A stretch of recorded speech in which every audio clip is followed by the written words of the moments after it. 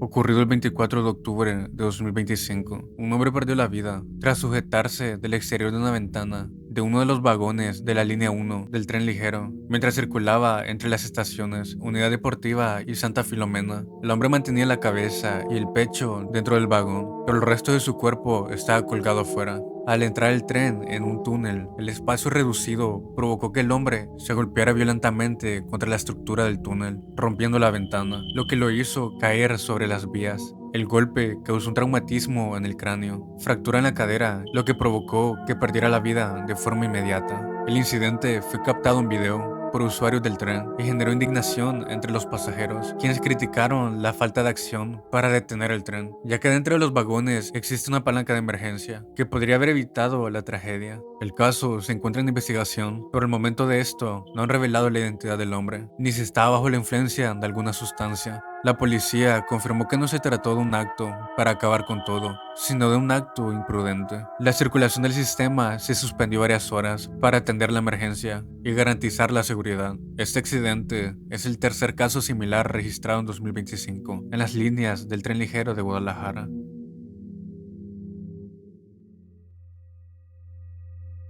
El jueves 6 de noviembre de 2025, en el centro histórico de San Salvador, El Salvador, Derman Fernando Jorge Benítez, un soldado destacado, accionó supuestamente accidentalmente su artefacto de fuego mientras realizaba labores de patrullaje y control de seguridad. El ataque impactó a una mujer que transitaba por la avenida Cuscatlán, junto frente al Palacio Nacional, provocando que perdiera la vida. Derman fue capturado, entregó su artefacto de fuego a las autoridades y no intentó evadir la responsabilidad. La Policía Nacional Civil lo sometió a interrogatorios, durante los cuales el militar confesó que accionó de forma accidental. Por este motivo se le está procesando por el delito, con una previa de 2 a 4 años de prisión. La Fuerza Armada de El Salvador lamentó profundamente la tragedia y expresó sus condolencias a la familia de la víctima, además de comprometerse a brindarles una compensación económica de $200,000, aunque la madre de la víctima mencionó que nadie se puso en contacto con ella. El caso sigue en proceso, aunque causó una indignación en El Salvador, ya que el ataque no podía ser accidentalmente,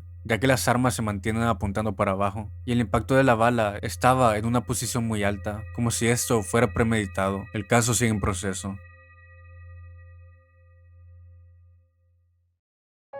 El 19 de agosto de 2025, en la localidad de Vichayal, del distrito de La Arena en Piura, Perú, desapareció Xiomara Alejandra Huertas, una universitaria de apenas 18 años. Aquel martes temprano, mientras su familia Milagros y otros miembros de su familia salieron al campo para trabajar, como era de costumbre, desde la madrugada, Xiomara se quedó sola en la casa. Cuando su madre intentó comunicarse con ella, descubrió que su celular estaba apagado. Su madre continuó llamando a su hija, pero cada llamada sin respuesta, la preocupación de Milagros aumentaba. La angustia llegó a un punto en el que su familia la denunció como desaparecida. Xiomara era la primera de su familia en alcanzar la educación superior. Había ingresado recientemente a una universidad, a la Universidad Nacional de Piura, para estudiar ciencias de la administración. Para su madre, su abuela y toda su familia, ella representaba orgullo y esperanza. Era descrita como una chica tranquila, noble y responsable, dedicada a sus estudios. Vivía en su casa con su madre y otros familiares, en una zona donde todos se conocían, algo cotidiano en el lugar donde vivía Xiomara.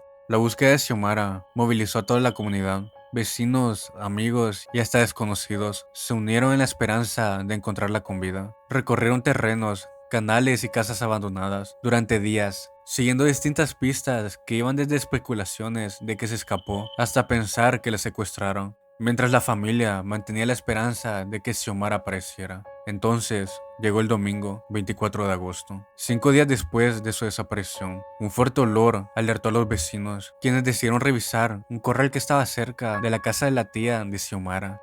Cuando cavaron la tierra, encontraron algo totalmente aterrador: el cuerpo de la joven enterrado a varios metros de profundidad, atadas de pies y manos y con poca ropa. Para ocultar el olor y alejar a los perros, el responsable había cubierto el área con pasto, estiércol y hasta cuero de vaca. El responsable del ataque fue identificado como Jorge Silva, de 42 años, el tío político de Xiomara, que vivía en una casa cerca de la joven. Según investigación de la policía, La joven fue asfixiada durante el ataque. Lo que hizo este crimen aún más perturbador fue el descubrimiento de un antecedente criminal. En 2014, mientras vivía en Lima, Jorge Silva había sido acusado de tocamientos indebidos contra una menor de edad. Lejos de enfrentar a la justicia, se fue a Piura, donde bajó el perfil y construyó la apariencia de un hombre común, conviviendo con una de las hermanas de la madre de Xiomara y formando un hogar con ella, del cual tuvo 3 hijas. La atención de Jorge Silva generó tensión en la comunidad. Cuando fue capturado, una turba enfurecida intentó tomar justicia por manos propias y linchar al sospechoso. La policía tuvo que intervenir, accionando artefactos de fuego al aire y utilizando artefactos con lacrimógeno para dispersar a la multitud. Jorge Silva fue procesado por el ataque de Xiomara. El informe forense mostró que había restos biológicos hallados en el papel higiénico y prenda de vestir, dándole más razón para creer que Jorge se aprovechó de Xiomara. El caso sigue en proceso.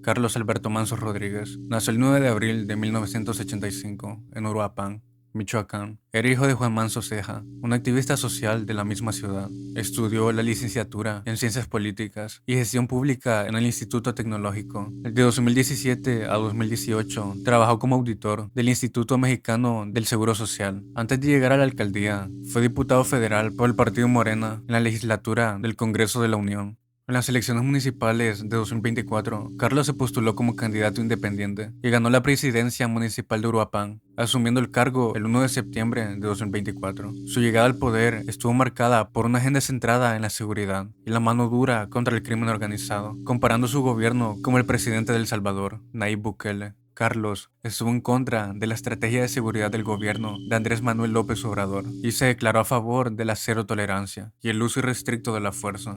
Todo ocurrió la noche del 1 de noviembre de 2025, durante el Festival de las Velas en la Plaza Morelos de Michoacán. El suceso ocurrió aproximadamente a las 8 de la tarde, cuando Carlos se encontraba tomándose fotografías con un grupo de niños en el centro histórico de la ciudad. Un atacante se le acercó y accionó un artefacto de fuego en 8 ocasiones, impactándolo en el abdomen y el brazo. Tras el ataque, Carlos fue llevado de urgencia al hospital. El ataque de Carlos fue una represalia por parte de la organización criminal en Jalisco. Según investigaciones de la Fiscalía General de Michoacán, el presunto atacante fue identificado como Víctor Manuel Ubaldo, un adolescente de apenas 17 años, originario de Paracho.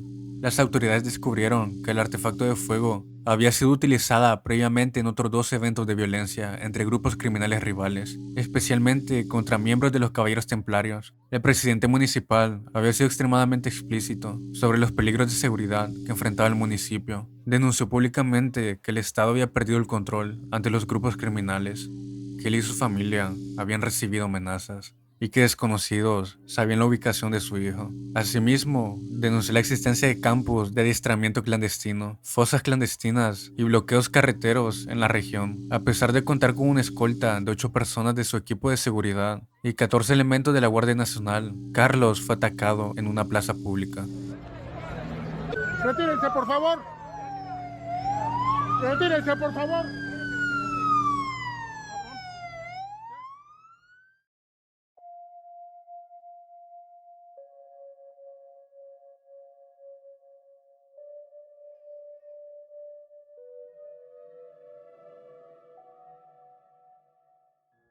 Fidel González Ramírez era un joven de 27 años que trabajaba como coordinador de la juventud en el municipio de Yanga, Veracruz, y también era músico. Vivía con sus papás, Fidel y María, en la colonia La Cancha, llevando una vida normal. La madrugada del 14 de agosto de 2023, en plena celebración del Carnaval Municipal de Yanga, todo cambió. Esa noche había surgido un conflicto a raíz de una infidelidad, ya que Fidel confrontó a su novia Michelle y a su amigo Jesús Aguilar por supuestas pruebas de infidelidad. La discusión escaló rápidamente en tensión y amenazas, y en medio de ese enfrentamiento, Víctor Lara Gutiérrez, quien era el mejor amigo de Fidel y medio hermano de Jesús, decidió actuar de manera violenta. Al final, Fidel se retiró del carnaval, pero esa noche recibió una llamada de Michelle, supuestamente para aclarar las cosas. Cuando Fidel salió de su casa para hablar con ellos, se encontró con 2 vehículos estacionados afuera. Al acercarse, Víctor descendió de uno de los carros y accionó contra Fidel 6 veces. El crimen quedó grabado por cámaras de seguridad. Todo sucedió enfrente de la casa de Fidel, mientras su madre estaba en la entrada de la casa.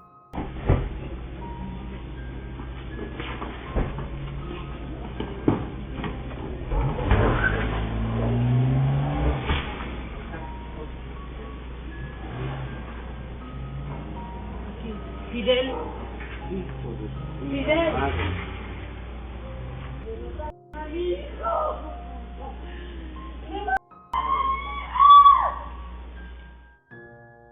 Víctor fue identificado por su propia madre en las grabaciones, quien reconoció a su hijo como el responsable. Tras el crimen, Víctor Lara Gutiérrez huyó y se convirtió en prófugo de la justicia, siendo buscado bajo el alias del Becerro. Michelle escapó a Estados Unidos, donde fue capturada en Texas en mayo de 2024, bajo estancia ilegal. Aunque fue puesta en libertad sin ser extraditada, fue recapturada nuevamente en octubre de 2025. Actualmente Víctor sigue prófugo. La familia de Fidel exige justicia, en un caso que generó gran movimiento en redes sociales, bajo el hashtag Justicia para Fidel.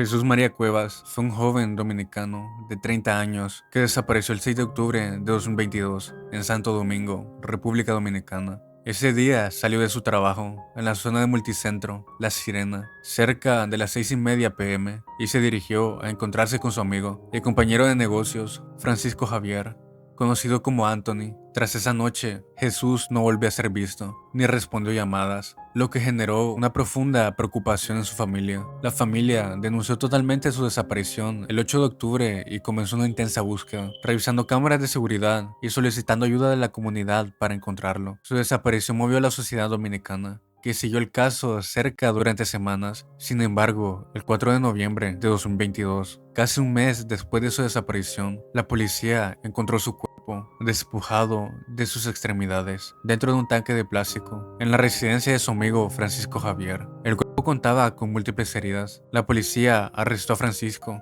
el 3 de noviembre, quien en el interrogatorio confesó haber atacado a Jesús debido a una deuda económica que él mantenía con la víctima. El juicio fue en marzo de 2024. Francisco fue condenado a 30 años de prisión por el ataque y despojo de sus miembros a Jesús Cuevas.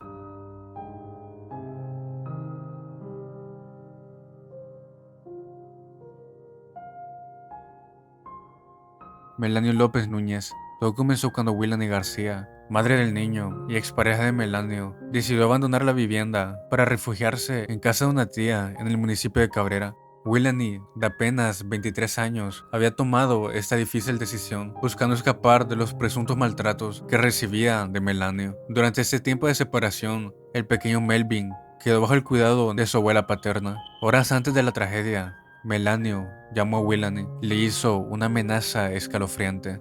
Si no vuelves conmigo, voy a acabar con todo, junto con el niño.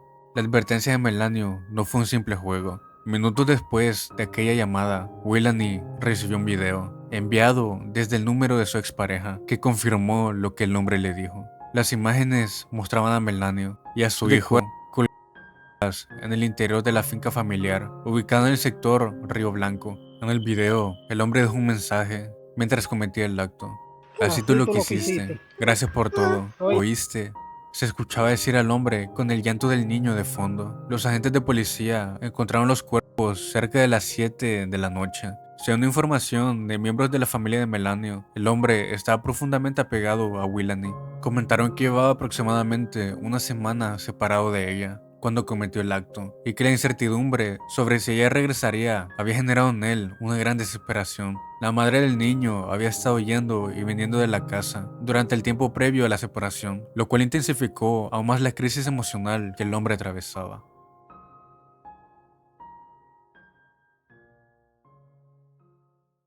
Todo comenzó en la noche del viernes 19 de septiembre de 2025, cuando Brenda del Castillo y Morena Verdi, ambas primas de 20 años, que se encontraban con su amiga Lara Gutiérrez de 15 años, ese día salieron juntas a la zona de La Tablada en Buenos Aires, Argentina, a una supuesta fiesta. Durante el viaje camino al evento, las tres chicas desaparecieron. Las familias rápidamente notaron su ausencia y notificaron a la policía. Tras días de investigación, el miércoles siguiente las encontraron sin vida y enterradas en el jardín de una vivienda en Florencia Varela, a unos 25 kilómetros de la capital. Brenda y Morena vivían en la ciudad de Vita, donde todos los días convivían. Brenda era madre de un niño de apenas 1 año, mientras trabajaba vendiendo ropa y en la noche laboraba en un kiosco, esforzándose diariamente para mantener a su familia. Morena, por su lado, vivía con su madre y sus hermanas menores. Lara, la menor de las tres, empezó a convivir con Brenda y Morena, creando una amistad rápidamente. Lara recién cursaba la secundaria y como cualquier joven religiosa asistía a la iglesia junto a su familia. La noche de la fiesta, las tres jóvenes, según cuentan sus familiares, se subieron a una camioneta blanca que las recogería cerca de donde ellas vivían para llevarlas al lugar de la fiesta.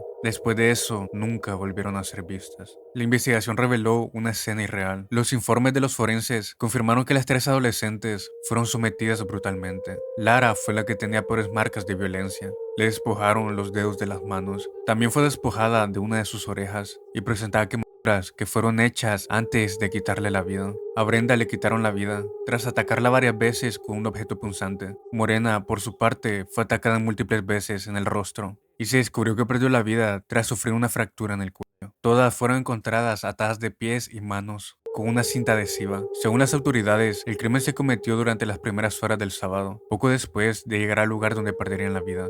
El caso fue rápidamente considerado como un ataque triple que estaba ligado con organizaciones criminales, lo que generó una gran conmoción. Las autoridades señalaron que los responsables del ataque pertenecían a una banda del crimen organizado, cuyo presunto jefe es conocido como Pequeño J, de nacionalidad peruana.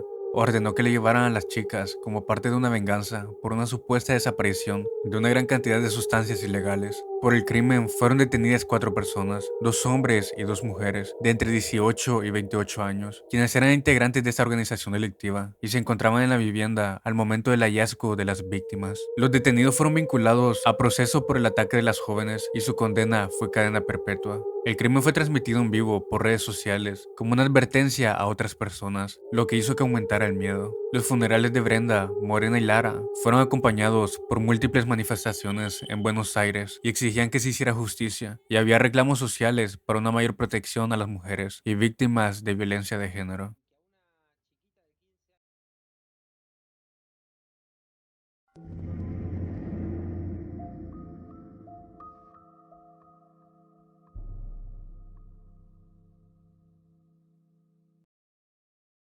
Mercedes Jiménez, de 36 años, envenenó a sus 3 hijos, de 7, 9 y 11 años, el domingo 24 de agosto de 2025, en su residencia, ubicada en el sector en Sancha Isabelita, Santo Domingo Este, República Dominicana. Luego de que sus hijos ingirieran, Pensilvania ingirió la misma sustancia y también perdió la vida. La tragedia llegó a su punto máximo cuando Omar José Cabrera, esposo de Pensilvania, regresó a su hogar cerca de las 7 de la tarde y encontró a su pareja y a sus 3 hijos acostados sin vida. Omar relató con dolor que al entrar vio a todo el mundo tirado y que sus hijos no vinieron a recibirlo como acostumbraba. Llamó a Pensilvania y a los niños, pero ninguno respondió. Horas antes, Mercedes Jiménez dejó una carta escrita a mano en la que pedía perdón y justificaba su acción. En la nota escribía: "Perdón, era mucho para mí sola. Lo siento. No podía dejar a mis hijos en este mundo cruel. No quiero que aguanten todo lo que tuve que aguantar.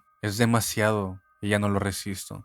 Algo que indicaba un comportamiento inestable. La relación entre Omar y Mercedes Jiménez estaba caracterizada por momentos de celos y episodios de control que se habían vuelto más constantes en los meses cercanos al crimen. Vecinos y familiares describen a Pensilvania como posesiva, celosa y controladora, alguien que vigilaba constantemente a su esposo, incluso en su lugar de trabajo. Omar mismo reconoció que ella era celosa, reclamándole por detalles mínimos, pero aseguró que nunca imaginó que las cosas llegarían a este punto. A pesar de estos conflictos, Omar recordaba a Pensilvania como muy cariñosa y muy buena con sus hijos. Describió que llevaban más de 13 años de relación y que nunca percibió señales que alertaran sobre una situación similar. El marido de ella, papá de los muchachos. Usted tiene datos de ella y de los niños que me pueden dar. Matías Jurado fue un hombre de 37 años que vivía en el barrio alto Comedero de San Salvador de Jujuy, Argentina. Esta era una zona vulnerable de la capital. En su comunidad era conocido como el Gringo, por su costumbre de andar permanente armado con un objeto punzocortante, a los que también se le llama el machetero. Sus vecinos lo describían como una persona sumamente violenta y agresiva que amenazaba con sus objetos punzantes a cualquiera que se cruzara en su camino, incluyendo a niños que jugaban.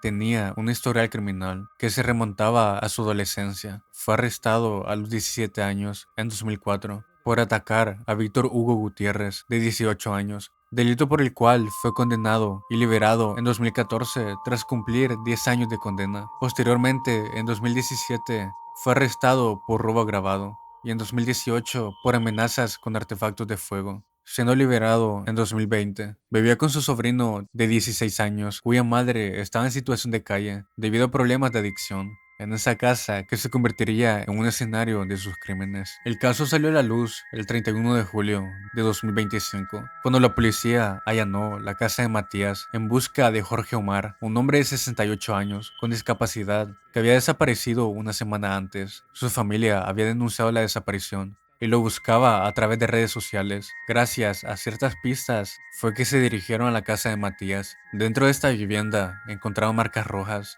huesos y pedazos de piel por toda la casa, incluyendo una nariz en el baño. Algo que resultó clave para la detención de Matías fue su sobrino, ya que este confesó que su tío solía traer hombres los viernes y después le ordenaba que se fuera porque iba a pasar algo malo. Y después de eso, los hombres nunca volvían. Gracias a las pruebas recolectadas, se puede confirmar que Jorge, de 68 años, fue la primera víctima identificada. Posteriormente, se confirmó a Sergio Alejandro, de 25 años, quien era alcohólico y que había desaparecido el 25 de julio. La madre de Sergio relató que una persona que describía como un hombre gringo le ofreció trabajo a su hijo, quien aceptó pensando que sería un empleo temporal. También se identificó a Miguel Ángel, de 60 años, desaparecido el 11 de junio. Juan José Ponce, de 51 años, fue otra de las víctimas halladas. Finalmente, a Juan Carlos González, de 60 años, fue confirmado como la quinta víctima. Estaba desaparecido desde el 11 de junio, 3 días después de su cumpleaños. Gracias a los testimonios de su sobrino, pudieron identificar cuál era el método que Matías utilizaba para hacer sus crímenes. Cada viernes salía de su casa en busca de presas, dirigiéndose hacia la antigua terminal y sus alrededores, donde encontraba personas en situaciones de calle, con problemas de adicción y discapacidad motora. Les ofrecía alcohol, algo de dinero y promesas de trabajo para que lo acompañaran a su domicilio en Alto Comedero. Una vez dentro de la casa, los atacaba y luego los despojaba de sus extremidades. Enterraba los restos en el patio de su casa. Algunas veces los arrojaba a un arroyo seco cercano para después quemarlos o dárselos de comer a sus perros. Matías fue detenido el 30 de julio de 2025 y permanece en prisión preventiva. Durante su detención se le realizó un examen psiquiátrico en noviembre de 2025, determinando que es totalmente consciente y entiende la gravedad de sus actos. A pesar de toda la evidencia, Matías se declaró inocente y continúa manteniendo esa posición.